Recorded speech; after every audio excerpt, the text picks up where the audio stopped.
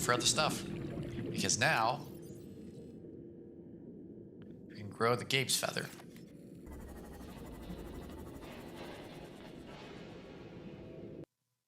So I decided to test one specific thing also.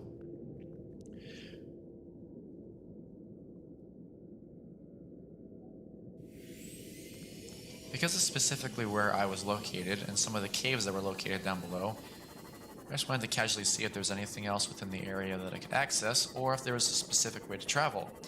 And with the map's help, I had found out, of course, there was another one of the alien portals. And the alien portal, of course, was out nearby in this direction, so I just have to remember it for a future time if I never needed to use it for something. So I've come to one interesting conclusion, of course. With the fact of us having deep shrooms, we can now make hydrochloric acid, and also because of the blood oil, that also gives us the ability to work with other materials. With all these additional materials now that we can create, we can now make a lot more upgrades for all the stuff that we got. Including some of the stuff for engine efficiency modules,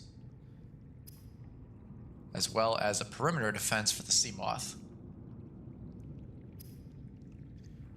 Prawn suit thermal reactor, which is still in need of one piece, however, I can't use yet, and the prawn suit grappling arm. Specifically, the last thing I need to make the prawn suit completely movable and usable. That friggin' hurt.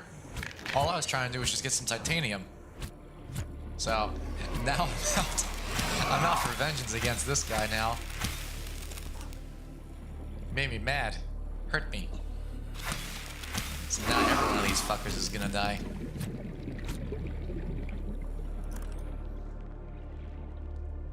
And there's the stalker tooth, which I have no room for because I hit creep vines by accident.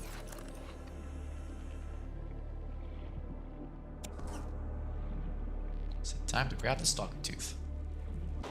Welcome aboard, Captain. Well, that was definitely a little bit odd, but anyways. Now, I actually went back to the life pod that I started the game in and grabbed a tank that I actually had worked with beforehand. Unfortunately, it's not a high-capacity tank, so pretty much that was a gigantic waste of time on my end, but it is what it is with that. I had to kind of make a couple of upgrades, though, in order to make it so that way it is a high-capacity tank. And now we have a high-capacity tank.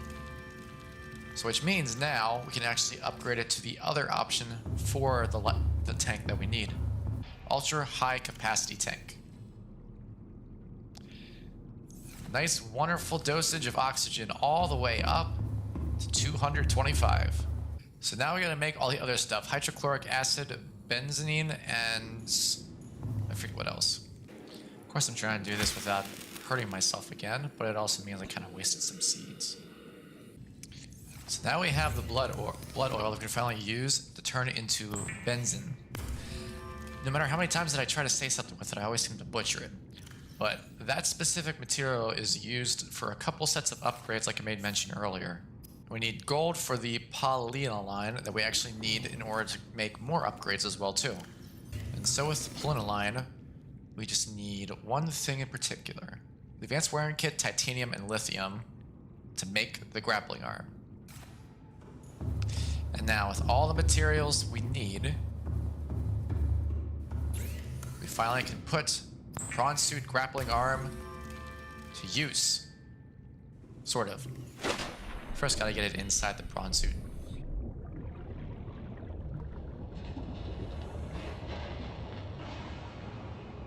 Prawnmite, that's what it was called. There we go. Now I remember. Well, sort of remember. Now we can attach the grappling arm. Welcome aboard, Captain. So now because of the grappling arm, this pretty much means the prawnmite is more usable. Of course the grappling arm does have a little bit of a distance limit, but still. At least with this, I also have a method now of actually getting into the Cyclops.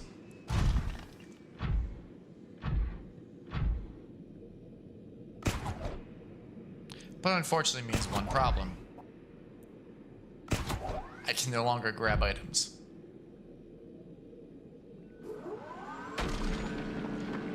And I can no longer break small items like that to grab them, although I never could to begin with. But hey, at least got an upgrade, so there's that. Welcome aboard, Captain.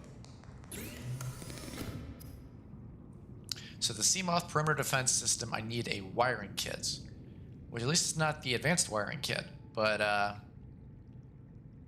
doing that, and we can get the perimeter defense system a go. Which means now we have no place to put them in, of course. It's because we gotta dock it and actually install it. Of course, I have to remove one thing in order to make it work, so I figured push comes to shove, I would just have to remove the storage module.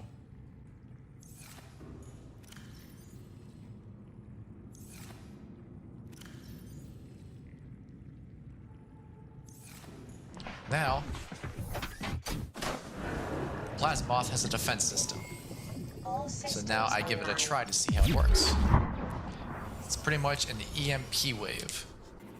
So I also decide to try and go through and reinvestigate the location where that portal was, just to see if there was anything of use for me to do to explore. Or scan. But in the case of both... Oh yeah, purple key. So now I can actually go through. There's information in here, not only for stuff to collect, but also stuff for a terminal, I believe, if I remember right.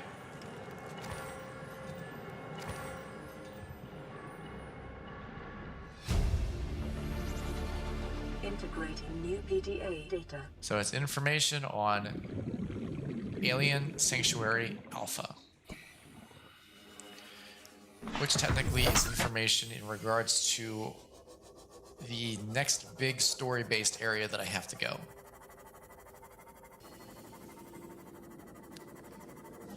So we are coming down to the point where we are almost to the spot of where I finally realized that I've been muted.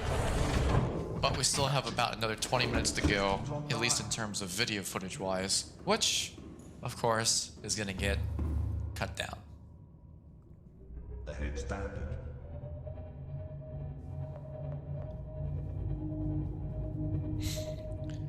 And if I remember right, next goal, what I try to do is actually head over to the location of Life Pod 2. I think. I say that, but you know, I never know for certain. Something reef. Something reef. I don't remember the name of it off the top of my head right now. But the location of where I'm heading to, I'm pretty sure if I remember right, is kind of like on the northwestern, like northwestern portion of the map. I forget what the name is though. You know what? While this is going on, I'm actually going to look it up on my phone, because why not? So it wasn't a reef. I think, at least. But I'm pretty sure the area that I'm heading off to now is known as the Northern Bloodkelp Zone. Yeah, because the Grand Reef specifically is my home location, so it's definitely not the Grand Reef. It's the Northern Bloodkelp Zone. A couple pieces of interesting stuff take place around that whole area as well. At least I think. I don't really fully remember though. But at least on a different note, because of the fact of the waypoint, I can at least pinpoint where the actual signal is coming from for the life pod.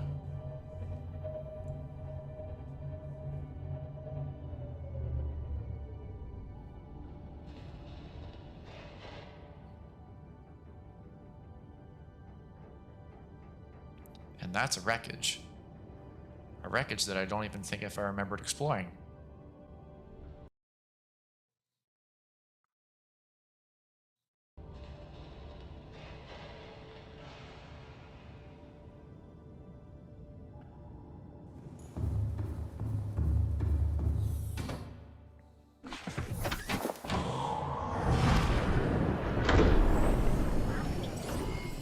All systems online. So it's time to explore the inner workings of this wreckage.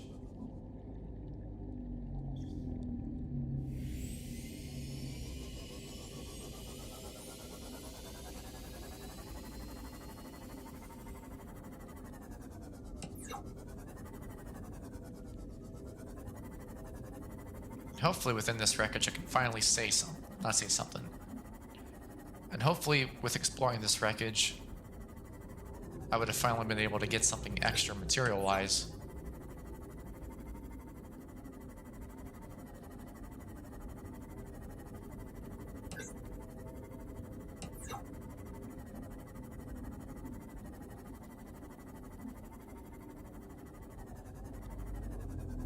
So my only entrance is this one little spot right here.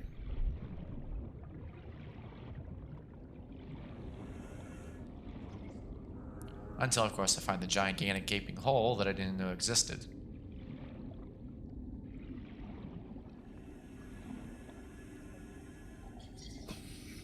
Power transmitter fragments. New blueprint. A specific piece of resource that, at this current moment, to me, seems pretty useless. But later on in the series, it definitely has some use.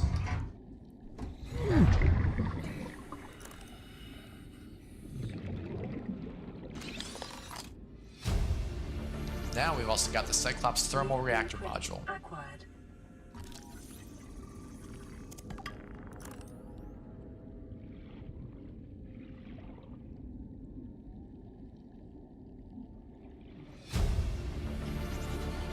Integrating new PDA data.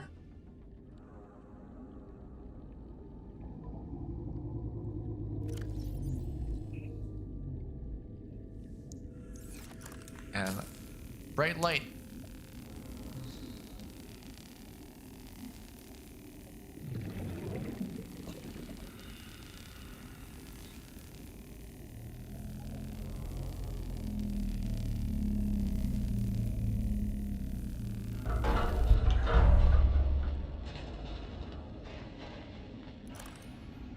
So let's see what we got inside here.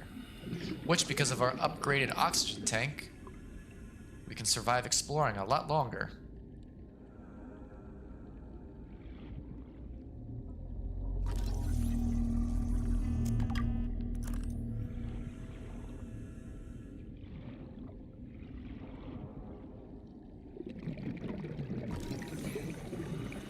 And essentially all this is just more titanium fragments.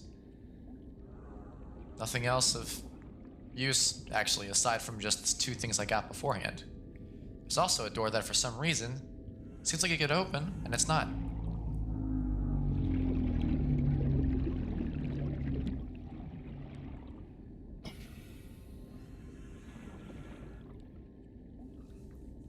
And I've exited out of a dead end, or so I thought. And with me finished exploring around that section, all that's left to do now is return back into the Cyclops and press on. See, that thing, there was a little bit of a hiccup in terms of doing the overdubbing. I actually had to kind of stop the recording randomly to get back into it because I had a phone call. But the first time listening through that, I mistook that as something going on with the actual computer right now. Turns out it's just the recording, so false alarm. And we're slowly making our way, I think, to like I was discussing before.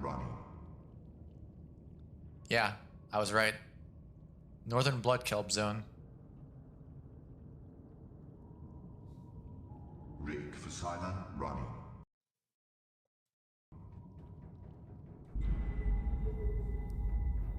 And I switched to silent running at this point, specifically out of fear of of what was in this area. Because again, this is the territory where the Ghost Reaper Leviathan is located. So the last thing that I want to do is explore around this area and come face to face with one of those. Of course, since this is technically footage that takes place later on, I already know what actually ends up happening. But for you guys, you don't know what happens, so yeah. We'll just leave it off at that for the time being. And of course, getting a visual of the area, aside from seeing land,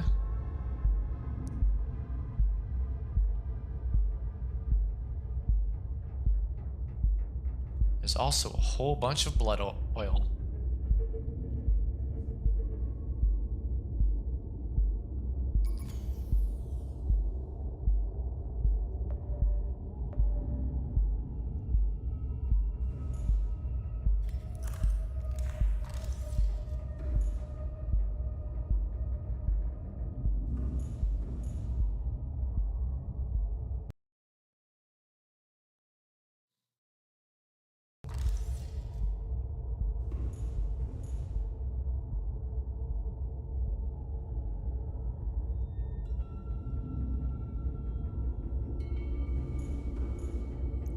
Of course, with me being on silent running mode, everything is all nice and orange and creepy, including to the extent that I parked literally right in the middle of a blood vine. So it was literally just embedding itself right inside of the Cyclops. Nothing unusual about that now, huh?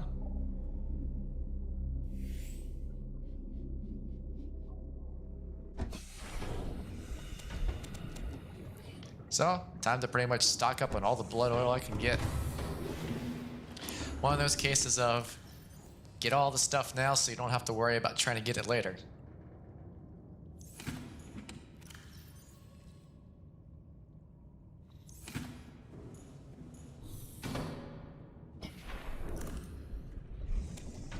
But boy, is there a lot of blood oil.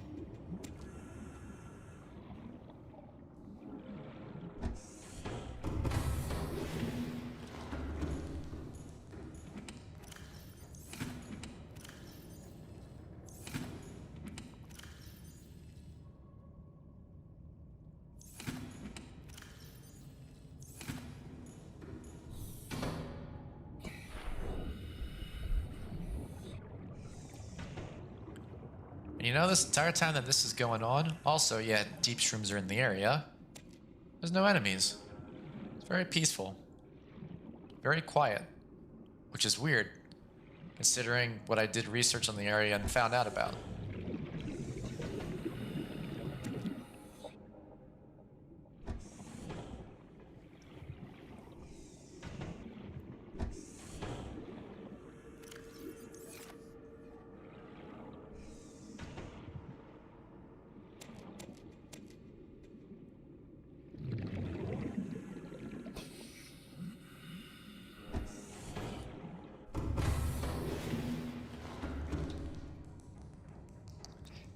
And see, here's the fun thing.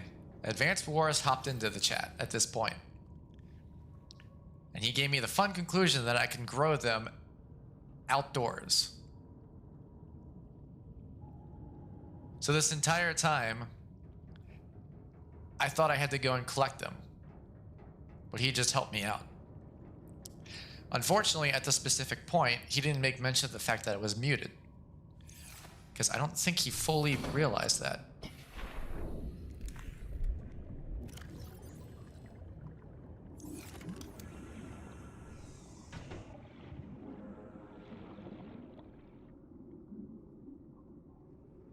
So my thought process is, what if I try to make a base right here? You know, what could possibly go wrong? Unfortunately, I didn't have any materials to actually make a base, so figured maybe I should just kind of store what I got and then backtrack